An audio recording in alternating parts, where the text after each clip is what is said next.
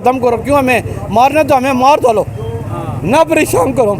हम लोग बहुत परेशान हो गए हैं, इतने बिल आ रहे हैं घरों के। या तो हमारे मुल्क का कर्जा मुक्त है तो मैं सारा दिन कमा के मैं इनको देता हूँ कि कर्जा मुकाओ। जो आता है इंतकामी कार्रवाइयाँ करता है, वो आएगा वो इंतकामी कार्रवाइयाँ, वो आएगा वो इंतकामी कार्रवाइयाँ। हमारा बेड़ा गर्क हो रहा है, गरीब वो मार रही है। हमारे लिए सोचो, हम किराए के मकानों में रह रहे, हमें दो ना मकान, नारे लगवा रहे हो, हमें मार रहे हो, हमें कुछ नहीं मिल रहा। अल्लाह तुम्हें हिदायत से, बस यही है। मुश्किलात का सामना करना पड़ा है। मैं बाइकियाँ चलाता हूँ और मैं इतना मुश्किल से वक्त गुजार रहा हूँ। घर के लिए मैंने कुछ लेके जाना, कुछ जा भी नहीं सकता। कंटेनर लगे हुए हैं, नीचे से निकलने की कोशिश करते थे, हमें पकड़ के घसीट लेते थे।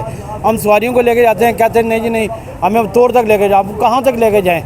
अब कोई 200 रुपये दे रहा है, मैं वहाँ तक कहाँ तक पहुँचाऊँ जहाँ 500 रुपये मेरे लग जाते हैं। वो इतना टेंशन दे रहे हैं कि अभी कमेटी चौक के बाहर भी शेलिंग हो रही है, इमरान खान की बहनें भी हो रही है। मैं वहाँ से गुजर के आया हूँ, सवारियाँ उतार दी हैं, अब मैं इसी तरह खड़ा हो गया हूँ। अब क्या करूँ? आखिर घर तो जाना था ना, मैंने मजबूर है। लियाकत बाग भी शेलिंग हो रही है, इधर भी फायर करते हुए भी गए हैं। और खुदा के लिए चीज़ें आपको क्या कहने को हुक्मरान जो है, जो भी आता है वो इंतकामी कार्रवाई वगैरह करते हैं। आप कहाँ से आए? सुबह से शेलिंग हो रही है, अभी भी इमरान खान की बहनें यहाँ मौजूद हैं और वो इस एहतजाज को लीड कर रही है, क्या कहें? भाईजान बात ऐसे ने बहुत परेशानी है। हम जब आए हैं ना, अमन के लिए आए हैं।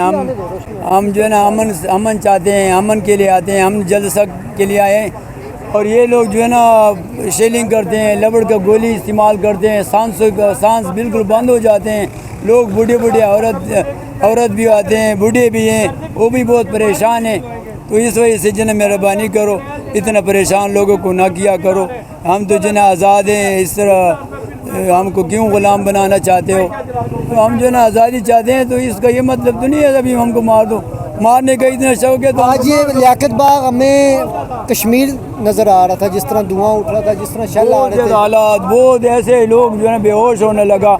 हर एक आदमी को सर लगा, उसको जो है उसका सर भी पड़ गए, खून हो गए। लोग मस्जिद में भागा, उधर भी जो है ना शेलिंग हो रहा था। लोग उधर शेलिंग की वजह से बहुत आपस हो गया था, बहुत परेशान।